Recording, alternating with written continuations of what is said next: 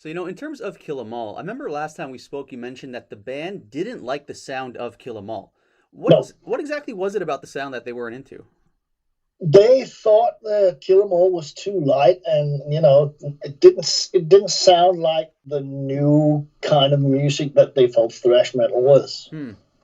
And that was more or less the assignment. Let's make a thrash metal sound, which we actually did on Riot and Master. I mean, Master is probably as close as you can get to perfecting thrash metal. That's also why And Justice for All sounds different, because we kind of felt we've been there and done it. Hmm. So there was no point in doing that again. We felt that Master of Puppets was more or less like, we nailed it, so let's do something else.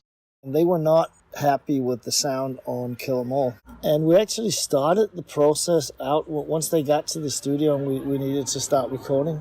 We actually started out by listening to Kill 'Em All because they get most of their equipment stolen. And James had a modified Marshall amp that he really likes. And of course, nobody knew what the modification was. So we actually listened to Kill 'Em All a couple of times and some of the guitar sounds. So I got a pretty good picture of what the band was all about before we started. We did a session in the studio where we got everybody that I knew on the metal scene then, which was kind of just starting out, but people that had good Marshall gear.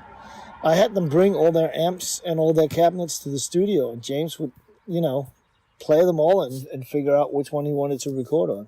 And they, as far as I've been told, they've heard about me because of the job I did with Rich Blackmore. And I think they sat down and heard some of the albums I've done.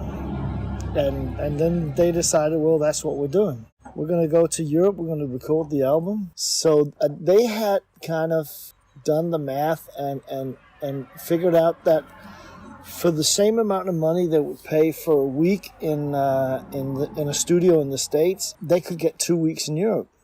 Plus, they could then go and do some shows and actually make money to do the album because they were on an independent label. They didn't have like a label backup. They wanted to tour, record more.